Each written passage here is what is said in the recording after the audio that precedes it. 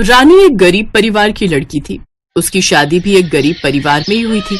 आज रानी का अपने ससुराल में पहला दिन था। उसकी ननद पिंकी की कुछ सहेलियां रानी के पास बैठी हुई थी। भाभी, इनसे मिलिए, ये है मेरी सहेलियां गीता और चंदा। तेरी भाभी तो बहुत संस्कारी दिख रही है, लगता है गांव की है। हाँ तो क्या हुआ? पिंकी, आज शाम को भाभी को भी अपने साथ फेवरेट रेस्टोरेंट में मोमोज खिलाने ले चलते हैं। मोमोज का नाम सुनते ही रानी का चेहरा खिल उठा। आप लोगों को भी मोमोज पसंद है क्या? हाँ भाभी, बहुत। मुझे भी मोमोज बहुत पसंद है, इसीलिए मैं अपने मायके से मोमोज पैक करा के लाई हूँ। सच में भाभी? रानी ने अपने बैग से एक टिफिन निकाला जिसमें ढेर सारे मोमोज थे, लेकिन मोमोज को देखते ही उसकी ननद और दोनों सहेलियों के मुंह बन गए। भाभी, ये क्या? आप किसी सस्ती दुकान से मोमोज ले आई हो क्या? कोई मोमोज गोल है तो कोई चौकोर। अरे एक बार आप लोग खाकर तो देखिए, मैंने अपने हाथों से बनाए हैं। इसका मतलब आपके पास मोमोज खरीदने तक के पैसे नहीं थे? भाभी, तो फिर ये आप ही खा लो, हमें ये सस्ते मोमोज देखकर उल्टी आ रही है। वो लोग वहां से उठकर चली गई। रानी को रोना आ गया। रात में जब वो अपने पति सोहन के साथ बैठी थी तब उसका चेहरा उतरा हुआ था। क्या हुआ रानी, तुम्हारा चेहरा क्यों उतरा हुआ है? मायके की याद आ रही है? रानी ने सारे मोमोज कचरे में फेंक दिए थे। उसने अपने पति को मोमोज वाली बात नहीं बताई और सिर्फ इतना कहकर टाल दिया कि उसे अपने माता पिता की याद आ रही है। कोई बात नहीं, अभी नई नई शादी हुई है ना, तो ऐसा हर लड़की के साथ होता है। अरे रानी बेटा, सोहन तो सुबह 6 बजे ही निकल गया था। जल्दी से कुछ खाना बना दे, मैं उसको दे आती हूँ। हाँ माँ जी, मैंने भी उन्हें रोकने की कोशिश की पर वो रुके ही नहीं। मैंने खाना बना दिया है, ऐसा करती हूँ मैं ही दे आती हूँ। अरे नहीं नहीं रानी बिटिया, अभी तेरी नई नई शादी हुई है। उसकी सास खाना देकर वापस आ गई। घर आते ही उसकी सास गुस्सा होने लगी। इन मोहल्ले वालों को पता नहीं क्या हो गया है। बाहर देखो कितने सारे मोमोज पड़े हुए हैं। जब खाना नहीं होता तो इतना सारा मंगा क्यों लेते हैं? रानी को तो पहले ही पता था कि वो मोमोज उसने ही फेंके थे, पर उसने कुछ नहीं बताया। अरे माँ जी, आप गुस्सा मत करो, मैं साफ कर देती हूँ। वहीं दूसरी तरफ जिस बिल्डिंग में सोहन काम कर रहा था, वहाँ पर वो ईंटें ऊपर चढ़ा रहा था, लेकिन सीढ़ियाँ चढ़ते समय अचानक उसका बैलेंस बिगड़ा और सारी ईंटें उसके ऊपर ही गिर गई, जिससे उसके कंधे और उसकी खोपड़ी में चोट आ गई। उसके खून बहने लगा। तभी भागकर ठेकेदार और बाकी लोग उसके पास आ गए। खून रुकने का नाम ही नहीं ले रहा था। वो लोग उसे उठाकर क्लिनिक ले गए और वहाँ पर उसका इलाज किया गया। शाम को ठेकेदार सोहन को लेकर उसके घर आ गया। उसकी माँ, बहन और रानी उसे देखकर बहुत हैरान रह गए। हे भगवान, ये क्या हो गया मेरे बेटे को? ठेकेदार साहब, ये सब कैसे हुआ? बहन जी, अब क्या बताऊं, इन लोगों का दिमाग काम पर तो रहता नहीं है। ईंट के ऊपर चढ़ा रहा होगा और जैसे ही सावधानी हटी ये दुर्घटना घट गई। ये लीजिए, आज तक की इसकी दिहाड़ी। कुछ महीनों तक ये काम नहीं कर पाएंगे।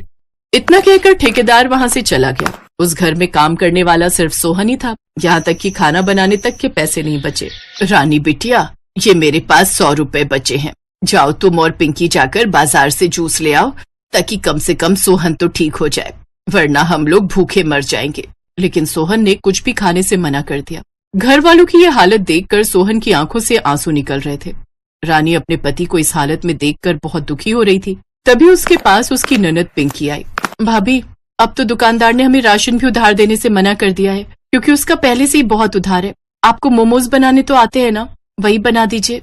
ननद जी, मेरे सस्ते मोमोज देखकर आपने और आपकी सहेलियों ने तो उल्टी कर दी थी। क्या पता किसी को पसंद आए या ना आए। भाभी, हमें माफ कर दीजिए। हमें नहीं पता था कि हमें ये दिन भी देखने पड़ेंगे। मैं मोमोज तो बना दूंगी, पर मोमोज बनाने के लिए भी सामान चाहिए होता है ना, वो कहाँ से आएगा?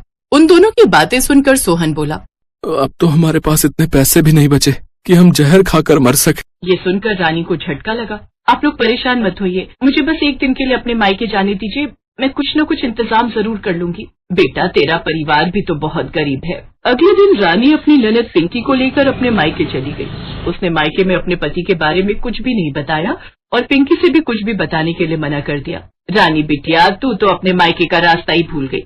तुझे भी हमारी याद तब आई जब तुझे अपने पसंदीदा मोमोज खाने का मन हुआ। ये ले, सारा सामान इस बोरी में पैक कर दिया है। अगले दिन रानी और पिंकी मोमोज बनाने का ढेर सारा सामान लेकर वापस लौट रहे थे। तभी रास्ते में पिंकी ने कहा, भाभी, आपने इतना सारा सामान क्यों ले लिया? माँ जी क्या सोच रही होगी? मेरी माँ तेरी उन घमंडी सहेलियों की तरह नहीं है जो कुछ भी सोचने लगे। मैंने एक प्लान सोचा है। माँ की और सोहन की हालत मुझसे देखी नहीं जा रही। जरूरी नहीं है कि घर को हमेशा एक मर्द ही संभाले, हम दोनों भी तो मिलकर कुछ दिन के लिए घर संभाल सकते हैं। आपकी कहने का मतलब है हम मोमोज बनाकर बेचेंगे? क्या बात है पिंकी, तू तो मेरे कहने से पहले ही समझ गई। भाभी ये तरीका बहुत अच्छा है। वैसे भी आजकल की लड़कियां कुछ भी कर रही हैं। आपने उस वड़ा पाव गर्ल के बारे में तो सुना ही होगा, रातों रात करोड़पति बन गई वो। हमारे घर के बाहर जो बरगद का बहुत बड़ा सा पेड़ लगा हुआ है ना, वहीं पर हम मोमोज बेच सकते हैं। लेकिन आपके बनाए हुए ये सस्ते मोमोज आखिर खाएगा कौन? ये सब बातें करते करते वो लोग घर पहुँच गए। सबसे पहले उसने घर में मोमोज बनाकर सोहन, उसकी माँ और पिंकी को खिलाए। मोमोज खाने के बाद उन लोगों को स्वाद बहुत ज्यादा अच्छा लगा। भाभी आपके हाथों में तो जादू है, ऐसा लग ही नहीं रहा है कि ये मोमोज है।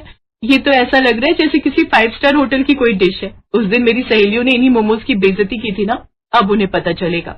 रानी, तुम लोग ये जो करने जा रही हो ये मत करो, मैं बहुत जल्दी ठीक हो जाऊंगा। लोग क्या कहेंगे? बेटा तू ऐसा मत सोच, आज जमाना बदल चुका है और वैसे भी बहू अकेली नहीं है। मैं और पिंकी उसकी मदद करेंगे। अगले दिन से ही रानी ने अपनी सास और ननद के साथ मिलकर मोमोज बेचने शुरू कर दिए और देखते ही देखते शाम तक लोगों की भीड़ लग गई। थोड़ी देर बाद उनकी वही दोनों सहेलियां भी उसकी दुकान पर आई। अरे पिंकी, भाभी, आप लोगों ने तो कमाल कर दिया, इतनी सारी भीड़।